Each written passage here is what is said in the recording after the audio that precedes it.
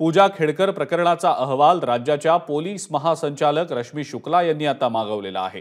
खासगी गाडीवर अंबर दिव्याचा वापर करणं तसंच पूजा खेडकर यांच्या आई मनोरमा खेडकर यांनी पिस्तुलाचा धाक दाखवत शेतकऱ्यांना धमकावणं यासह पूजा खेडकर त्यांच्या प्रशिक्षण कालावधीत कुठल्या कार्यालयात गेल्या होत्या याचा अहवाल रश्मी शुक्ला यांनी स्थानिक पोलिसांकडून आता मागवलेला आहे।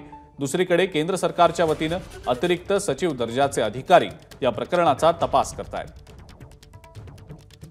आणि या संदर्भातली अधिक माहिती आपण जाणून घेणार आहोत। मंदार गोंजारी आपले प्रतिनिधी आपल्या सोबत आहेत सध्या।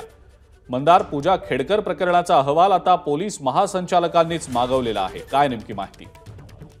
एकूण या पूजा खेडकर प्रकरणाची कुंडली तयार केली जाते आहे असं म्हणायला हरकत नाही, कारण पूजा खेडकर यांच्या आईने पिस्तुलाचा धाक दाखवून शेतकऱ्यांना धमकावल्याचा गुन्हा पुणे ग्रामीण पोलिसांकडे नोंद आहे। तर त्यांनी त्यांच्या खासगी गाडीवरती अंबर दिवा वापरल्याचा जो गुन्हा आहे तो पुणे शहर पोलिसांकडे नोंद आहे आणि या प्रशिक्षणाच्या कालावधीमध्ये पूजा खेडकर कुठे कुठे गेल्या, कोणत्या कार्यालयांमध्ये गेल्या आणि तिथे नक्की काय घडलं याचा देखील अहवाल जो आहे तो मागवण्यात आलेला आहे आणि एकत्रितपणे हा जो अहवाल आहे तो राज्याच्या पोलीस महासंचालक रश्मी शुक्ला यांच्यापर्यंत पोहोचणार आहे। दुसरीकडे आपण सगळे जाणतो आहोत की केंद्र सरकारने देखील या सगळ्या प्रकरणाची चौकशी करण्यासाठी अतिरिक्त सचिव दर्जाचे अधिकारी नेमलेले आहेत आणि त्यांच्याकडे देखील प्रशासनाकडून अहवाल सोपवला जातोय।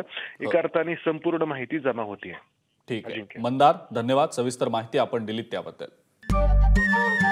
नमस्कार। मन सुद्धा तुझं ही एबीपी माझावरची वेगळीच मालिका खूप गाजली। हिचा दुसरा सीझन केव्हा येणार अशी अनेकदा विचारणा झाली, पण आता प्रतीक्षा संपली। लवकरच येतोय सीझन 2। मन सुद्धा तुझं होई मन सुद्धा